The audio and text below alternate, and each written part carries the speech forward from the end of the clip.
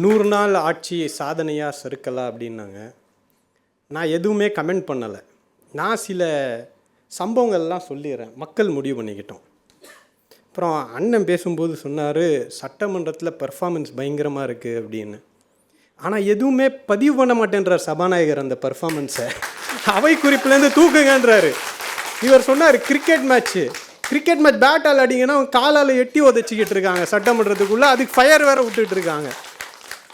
அடுத்தது வடிவேலோட ஒரு காமெடி இருக்கும், சொல்லுவார், அவங்க கடையை சாத்திட்டு ஓடிட்டாங்கன்னா அவங்க நமக்கு அடிமை, திரும்பி வந்தாங்கன்னா நம்ம அவங்களுக்கு அடிமை.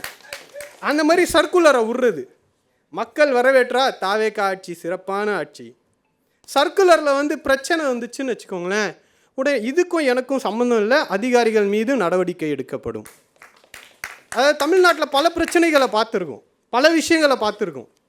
திராவிடர் கழகம் எங்கேயாவது கலவரம் பண்ணி பார்த்துருக்கீங்களா?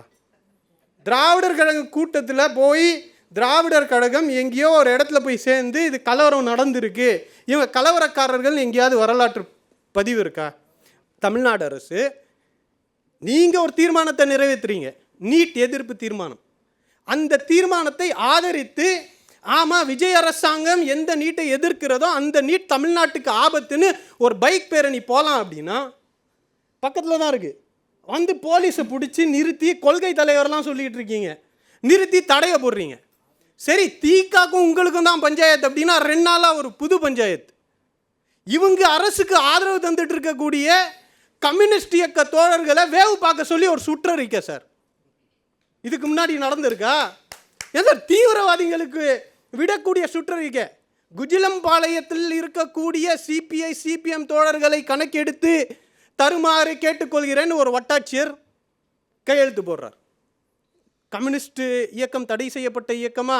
ஜென்சிலாம் சொன்னார். அண்ணன் ஜென்சியை பார்த்து பதற்றப்படுறாங்கன்னு சுற்றறிக்கை விட்டுருக்காங்க. சீஃப் செக்ரட்டரி சொல்கிறாராம், தலைமைச் செயலாளர் சொல்லி உயர்கல்வித்துறை இயக்குனர்கிட்டேருந்து ஒரு கடிதம் வருது. என்னடா தமிழ்நாட்டில் ஜனநாயகம் மாணவர் போராட்டத்தெல்லாம் வரவேற்றிருக்கிறோமே, சிபிஐ சிபிஎம் சார்ந்த மாணவர்கள் கூட காக்ரோச் ஜனதா பார்ட்டியுடைய மாணவர்கள் கல்லூரி சார்ந்த விவகாரத்தில் அவங்க போராடாமல் பார்த்துக்கணும். இவங்க தான் சார் ஜென்சி, போராட்டம், புரட்சி. கடந்த காலத்தில் வாங்க மக்கள் வாங்க, ஜென்சி வாங்க, மாணவர்கள் வாங்க, போராடுங்கள்லாம் சொல்லிவிட்டு இன்றைக்கி ஆட்சிக்கு வந்த உடனே தீகா போராடக்கூடாது, கம்யூனிஸ்ட் இயக்கங்கள் போராடக்கூடாது, சிபிஎம் போராடக்கூடாது, மாணவர் இயக்கங்கள் போராடக்கூடாது அப்படின்னு இந்த மாதிரி சுற்றறிக்கையில் ஒரு அரசியல் செய்து கொண்டிருக்கக்கூடிய அரசாங்கம் இது. சாதனைகள்லாம் நம்ம விமர்சிப்போம். நம்ம ஒரு கேள்வி கேட்டால் நமக்கே புரியாத மாதிரி ஒரு பதில் சொல்லுவான் பாருங்க, அதுதான் அவன் லாஜிக்ன்ற மாதிரி ஆனந்திஜி தானே ஃபர்ஸ்ட் ரவுண்டை முடிச்சுட்டு போயிட்டார். ஆனால் நான் கேட்டேன், நீட்டுக்கு தீகா நடத்துகிற பேரணியை ஏன் தடை பண்ணீங்கன்ற கேள்விக்கு நீங்கள் சம்மந்தமே இல்லாமல் பாலன் இல்லத்தில் நடந்த போராட்டத்தோட கொக்கி போடுறீங்க. நீங்கள் பாலன் இல்லத்தில் நடந்த ப்ரொட்டஸ்டில் 2 பேர் சண்டை போட்டுக்கிட்டாங்க, அவங்களுக்கே என்ன நடக்குதுன்னு தெரியல, இவ்வளோ தெளிவு அண்ணனுக்கு இருக்குது. ஆனால் இதை தெரிஞ்சிக்காமல் ராஜ்மோகன் அண்ணன் போய் அங்கே ஆதரவு கொடுக்குறாரு. புரியுதா? எங்களுக்கு தெரியலைங்க, நாங்கள் குழப்பத்தில் போய் ஆதரவு கொடுத்துட்டோம். உங்கள் கட்சி அமைச்சர் ஏன் சார் போகிறாரு? இங்கே பேன் நீட்டா, நோ நீட்டா, ஃபேர் நீட்டான்னு தெரியல, ஆனால் உங்கள் ராஜ்மோகன் அண்ணன் போகிறாரு. எங்களுது உடனே அப்பாவை காணோன்னு தேடிட்டு இருக்கோம். அதை அண்ணன் வன்னியரசு அண்ணன் ஜெயிச்சதுக்கப்புறம் சொன்னார், யாருனால நாங்கள் ஜெயித்தோம் அப்படின்னு. அவங்கக்கிட்ட போய் கேளுங்க. திருத்துறைப்பூண்டி எம்எல்ஏ சொன்னார் சட்டமன்றத்தில், முத்துவேல் கருணாநிதி ஸ்டாலின் அவர்களுக்கு நன்றி ஜெயிச்சதுக்கு. உங்களை சொல்லவே இல்லை, அவர் சொல்றாரு கூட்டணி ஆட்சின்னு பேசிக்கிட்டு இருக்காருல்ல. அவர் சார்ந்திருக்கக்கூடிய அமைச்சரவை பேர் வைக்கிறதுல விடுதலை சிறுத்தைகளுக்கு ஒரு நிலைப்பாடு இருக்குது, தாவேகாவுக்கு ஒரு நிலைப்பாடு இருக்கு. அண்ணன் திருமாவளவன் அவர்கள் சமூக நீதித்துறை அப்படின்ற பேரை ஏற்றுக்கிறாரா சார்? நீங்கள் சார்ந்திருக்கக்கூடிய அமைச்சரவை பேர் மாற்றத்துக்கே இவ்வளோ தடங்கள் இருக்குது.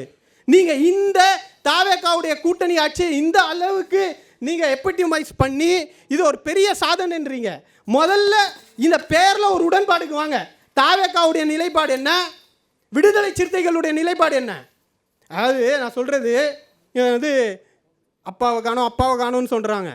அப்பா சட்டமன்றத்தில் இருக்கிறார், அவர் கொண்டு வந்த திட்டங்களை தான் நீங்கள் பேரை மாற்றி கொண்டு வந்திருக்கீங்க. அவ்வளோ பயம். இன்னொன்று, எனக்கு கணேசன் மேலே ஒரு வருத்தம். ஊழலை ஒழிச்சதுக்காக பாராட்டுகள் அப்படின்னார். ஏன்னா ஒரு வாரமாக நியூஸ் பார்க்குறீங்களா? சிஎம் ஆஃபீஸ் டெண்டரில் எவ்வளோ குழப்பங்கள், எவ்வளோ பிரச்சனை இருந்துக்கிட்டு இருக்குது.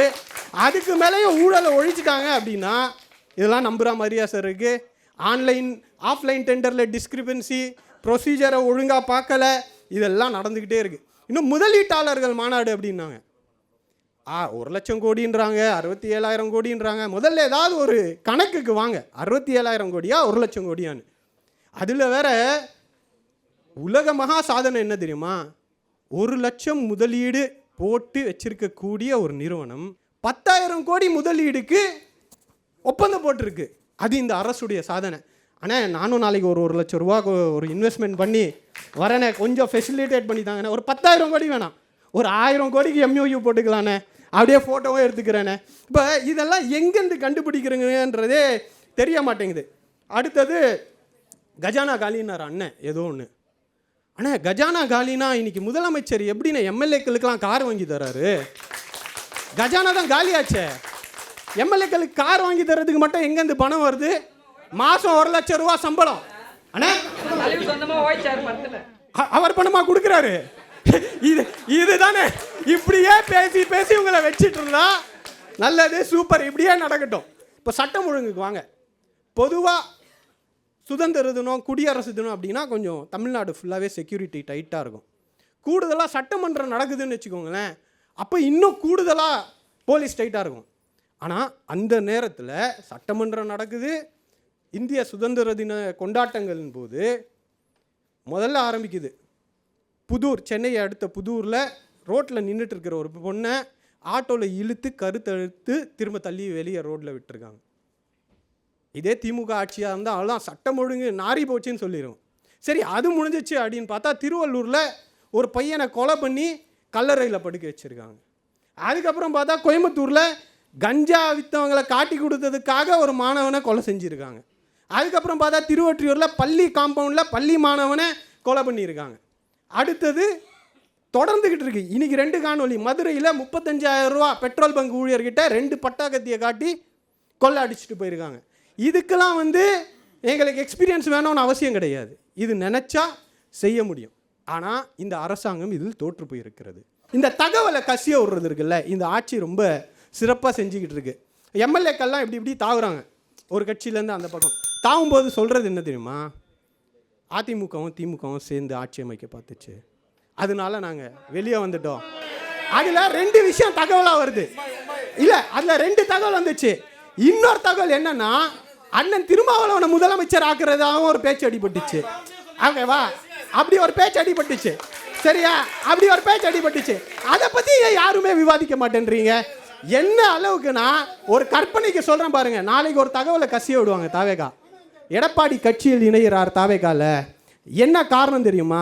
திமுகவும் அதிமுகவும் சேர்ந்து ஆட்சி அமைக்க முயற்சி பண்ணாங்க, அதனால எடப்பாடி பழனிசாமியே அதிமுகலேருந்து விலகி தாவேகாவுக்கு வராருன்ற அளவுக்கு நகைச்சுவைகள் இவங்க பண்ணிக்கிட்டே இருப்பாங்க.